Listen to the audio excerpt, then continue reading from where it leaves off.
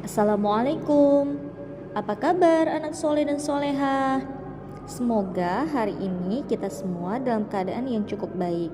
Amin ya robbal alamin. Anak soleh dan soleha, hari ini kita kembali belajar melalui video.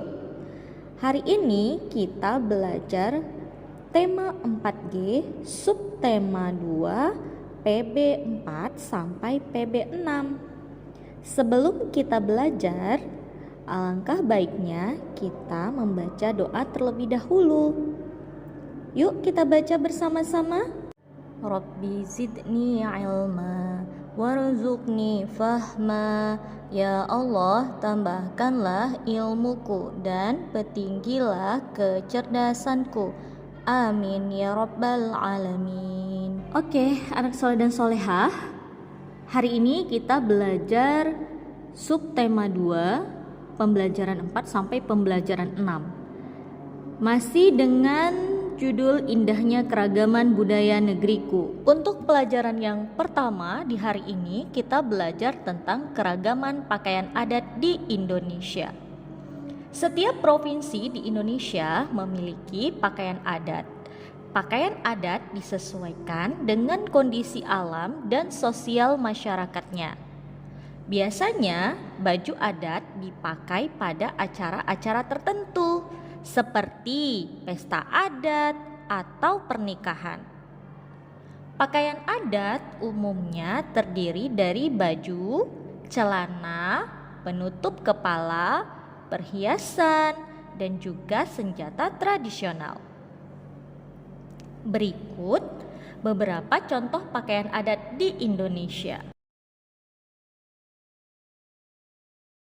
Contoh-contoh pakaian adat yang berasal dari beberapa wilayah di Indonesia. Wilayah Sumatera ada nama pakaian adatnya ule balang, berasal dari daerah Aceh. Ulos berasal dari daerah Sumatera Utara. Bundo Kandung berasal dari Sumatera Barat. Indragiri berasal dari Riau. Belanga berasal dari Kepulauan Riau. Aesan Geda dan Aesan Pasango berasal dari Sumatera Selatan. Paksian berasal dari Bangka Belitung, serta tulang bawang berasal dari Lampung. Nah, itu yang berasal dari wilayah Sumatera.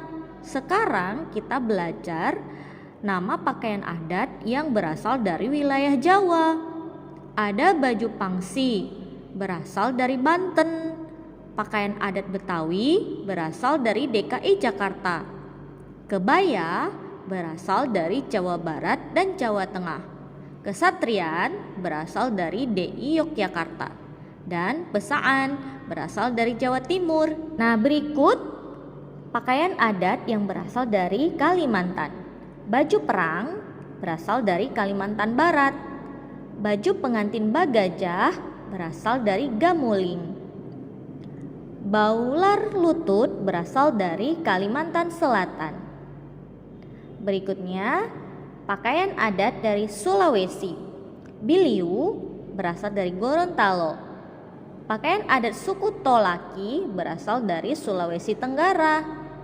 Baju ngembe berasal dari Sulawesi Tengah.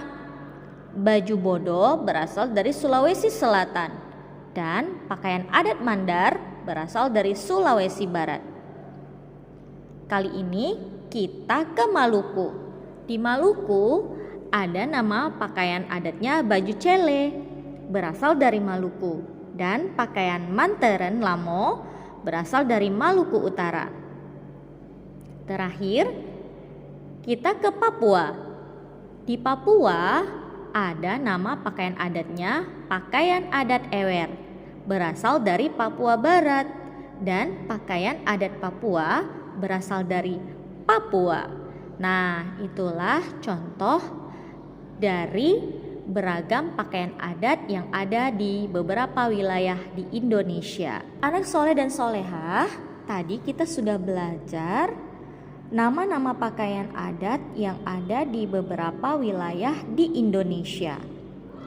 kali ini kita akan belajar bagaimana cara melestarikan pakaian adat agar pakaian adat itu selalu terjaga. Ada beberapa upaya yang bisa kita lakukan. Yang pertama, bangga menggunakan pakaian adat. Misalnya, anak perempuan mengenakan kebaya pada peringatan Hari Kartini. Kedua, mengenakan seragam batik di sekolah pada hari tertentu. Ketiga, mengadakan acara peragaan pakaian adat secara rutin. Keempat, menghargai pakaian adat dari daerah lain. Yang kelima, mempromosikan keindahan pakaian adat suatu daerah sesuai pengetahuanmu. Nah, kali ini kita kembali belajar SBDP, yaitu gerak dasar tari daerah. Pada pembelajaran sebelumnya, anak soleh dan soleha sudah mempelajari pola lantai dari suatu tari daerah. Sekarang kita akan mempelajari gerak dasar pada suatu tari daerah. Apa itu gerak dasar? Gerak dasar merupakan unsur utama dalam suatu tari. Gerak dasar tari meliputi gabungan dari gerak kepala, gerak tangan, gerak kaki, dan gerak badan. Setiap anggota tubuh dalam suatu tari daerah juga beragam, yaitu gerak yang lemah lembut, gerakan mengentak, dan gerakan yang memerlukan ruang luas atau sempit. Tempo dari gerakan pun beragam, antara lain cepat, sedang, dan lambat.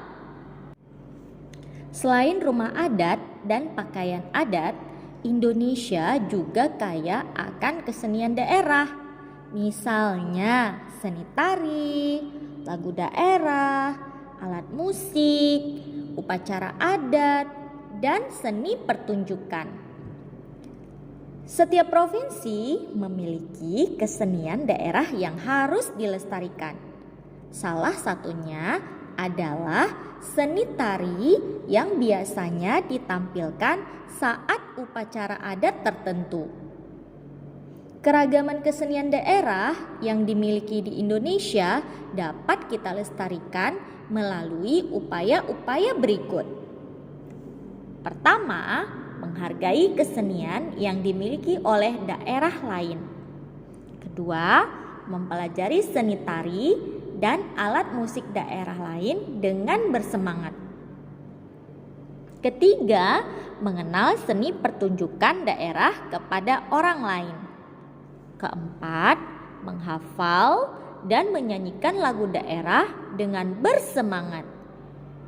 Kelima, mempromosikan kesenian suatu daerah sesuai pengetahuanmu. Anak soleh dan soleha, tahukah kamu tarian daerah yang dipentaskan biasanya diiringi dengan musik? Alat musik yang digunakan untuk mengiringi tari daerah biasanya menggunakan alat musik tradisional. Iringan musik pada sebuah tarian dapat menambah suasana pementasan tari. Gerak tari pun berbeda-beda tergantung pada jenis tempo musik yang dimainkan. Dengan cara menggabungkan musik tradisional dengan tari daerah akan membuat pementasan sebuah tari menjadi lebih indah dan menarik. Oke, anak soleh dan soleha, pelajaran terakhir hari ini adalah menjelaskan informasi penting dalam teks non-fiksi. Banyak teks non-fiksi yang dapat kita baca tentang keragaman budaya di Indonesia. Untuk memahaminya, kita dapat mencari informasi penting dari teks tersebut. Informasi penting dalam teks sebaiknya ditulis dalam bentuk ringkasan. Dan saat mengidentifikasikan, sebaiknya kita memahami isi informasi tersebut. Yuk, kita perhatikan hal-hal yang dapat menjelaskan informasi penting dalam teks.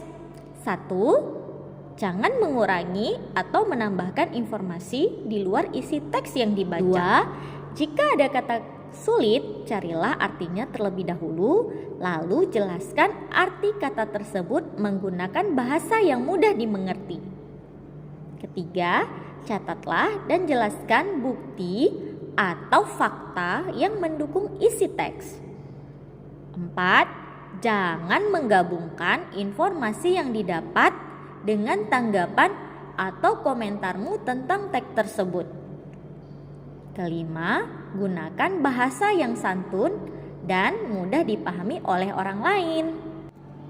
Anak soleh dan solehah, tugas kalian hari ini adalah menuliskan asal daerah orang tua kalian, nama pakaian adatnya, dan keunikan pakaian adat tersebut. Jangan lupa dikerjakan ya. Baiklah anak soleh dan solehah, materi kita hari ini sudah selesai. Insya Allah kita akan kembali bertemu di esok hari. Jangan lupa sholat 5 waktu, sholat sunnah zuha, dan juga sholat sunnah tahajud. Kedua, berbaktilah kepada kedua orang tua kalian. Ketiga, jangan lupa mengaji. Akhir kata, Bu Rara ucapkan wassalamualaikum warahmatullahi wabarakatuh.